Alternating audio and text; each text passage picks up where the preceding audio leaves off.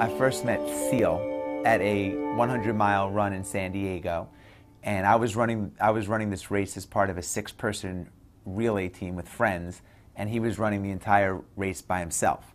And the run was unsupported, so you have to bring your own supplies. So we had, we overdid it a little bit. We had a tent, and we had masseuses and food. I mean, we were ready for, in case we had to stay there a week. And he had a folding chair, a bottle of water, and a bag of crackers. And I just thought to myself, who is this guy? I'd never seen anything like it. And during the race, I kept an eye on him, and around mile 70, he weighed probably 260 pounds, which is quite large for an ultra runner. He had broken all the small bones in both of his feet and had kidney damage, and he finished the race. So when it was done, I Googled him. He had a fascinating life story, and I decided literally to cold call him. And I flew out and met with him, and after sitting with him for a couple of minutes, I realized that I could learn so much from a guy like this and what makes him tick, and various buckets in my life would be so much better if a little bit of what he had rubbed off on me. I asked him to come live with my family and I for a month. So at the time that I invited Seal to come live with us, I had an 18-month-old son. I was married, still am, 2 more kids since, and I had sold a couple of businesses. I was in a great place professionally in my life, but I was also in a routine. And routines are great, but they can also be a rut. And I found that I just wasn't getting better. I was doing the same thing every day, like so many of us. Wake up, go to work, come home, have dinner, repeat. And I just wanted to get off autopilot. And I thought that he would be a great way to get in good shape, but also to just mix up my routine and get better. The first day that Seal came to live with me, he asked me to do, he said, how many pull-ups can you do? And I'm not great at pull-ups.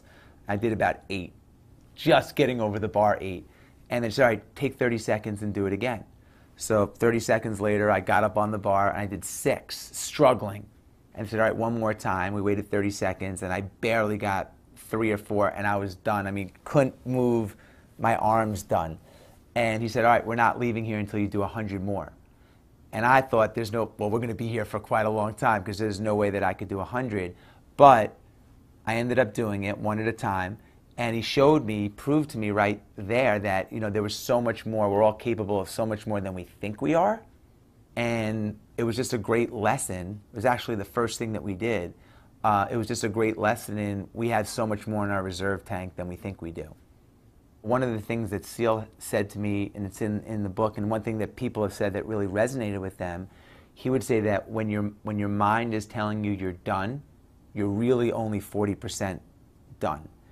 And he had a motto, if it doesn't suck, we don't do it. And that was his way of every day forcing us to get uncomfortable, to figure out what our baseline was and what our comfort level was, and just turning it upside down. The 40% rule, maybe it's give or take a little, but look at a marathon. Most people hit the wall at a marathon at mile anywhere from 16 to 20. And 99% of the people in this country that run marathons finish, and they predominantly all of them go through this, hit the wall. So where does that extra 50 or 60% or whatever the number is come from? I mean, it's their brain saying, I'm done, I don't want to continue, but their will saying, you know what, let me get to the finish line. So we all have that will.